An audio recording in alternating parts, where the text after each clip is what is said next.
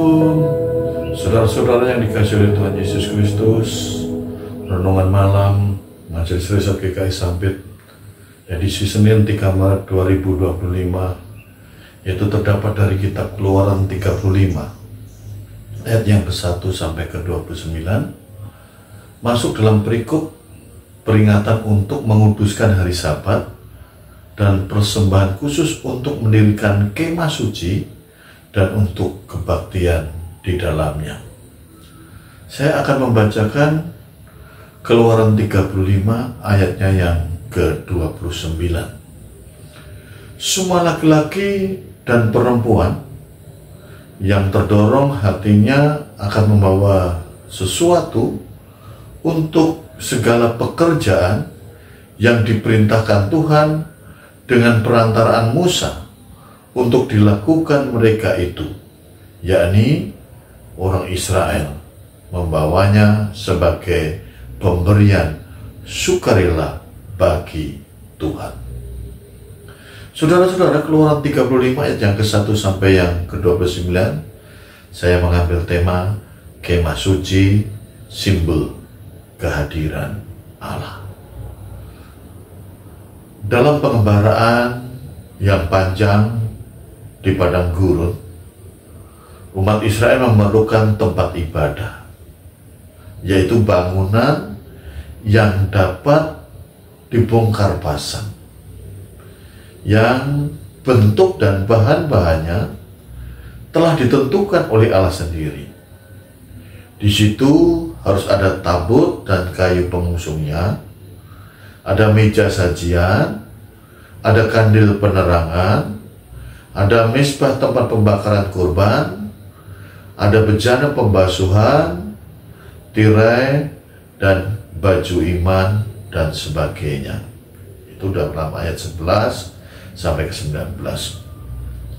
Umat juga diminta untuk mempersembahkan baik emas, perak, batu permata, kain ungu, kirmisi, dan juga lenan halus.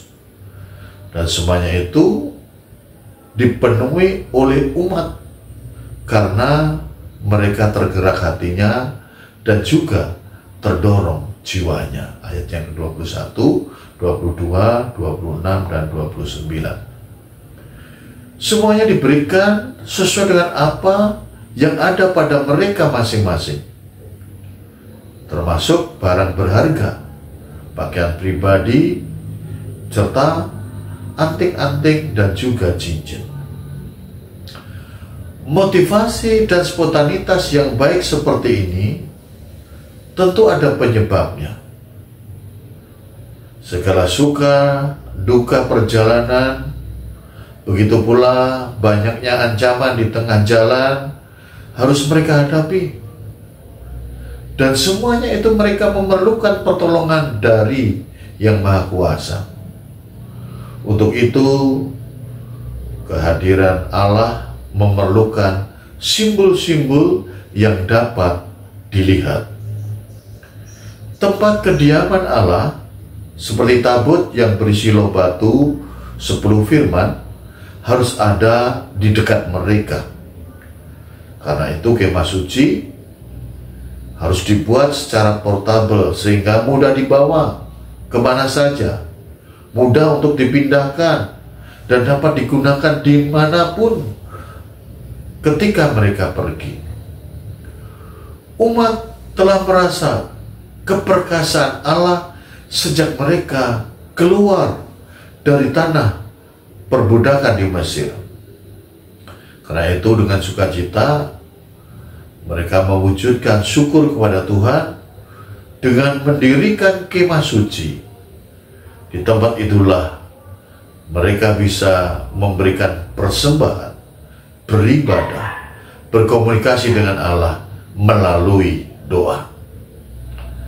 Alasan sebagaimana yang dialami oleh umat Israel itu patut juga kita pertimbangkan ketika kita membangun sebuah rumah ibadah.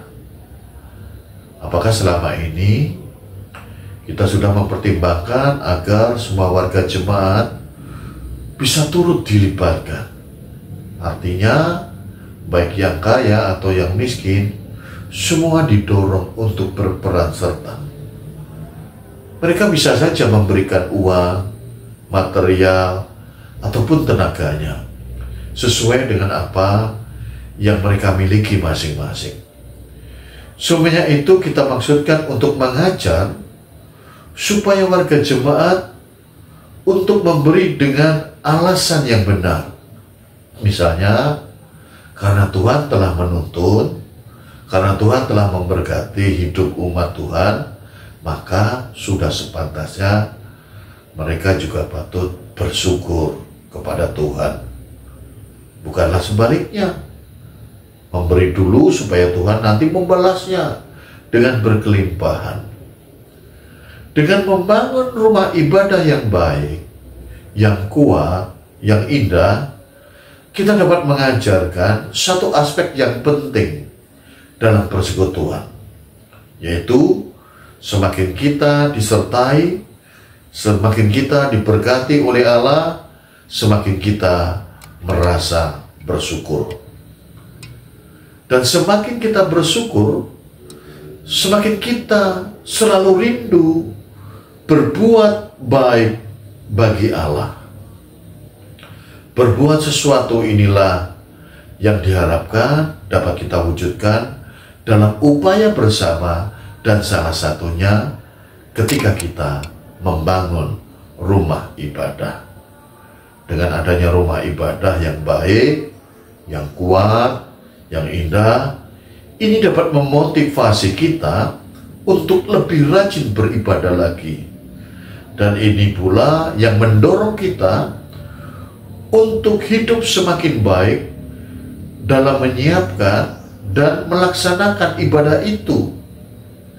Bukankah tujuan ibadah itu tidak lain supaya kita menaikkan pujian dan doa kepada Tuhan, juga agar kita dituntun oleh firman-Nya di dalam pergumulan hidup kita sehari-hari.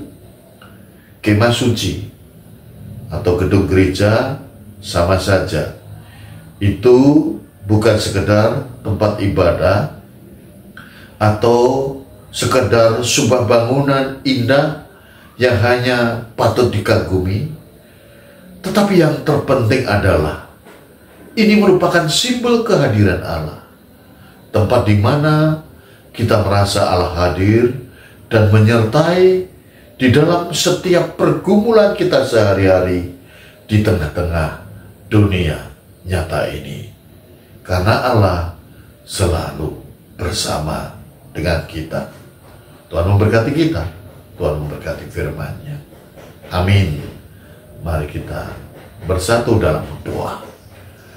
Bapa yang rahmani dan rahimi, yang pengasih dan menyayang, sungguh Tuhan kami bersyukur kepadamu dengan kebersamaan umat Tuhan dalam membangun kemah suci, di mana simbol kehadiran Allah. Begitupun ini mengingatkan kami, gedung gereja atau kemah suci tidak sekedar tempat ibadah, tidak sekedar bangunan yang indah yang hanya patut dikagumi, tetapi yang terpenting adalah simbol bahwa kehadiran Allah nyata bagi kehidupan kami. Tempat di mana kami bisa merasa Allah hadir menyertai kami dalam setiap pergumulan kami sehari-hari di tengah-tengah dunia ini.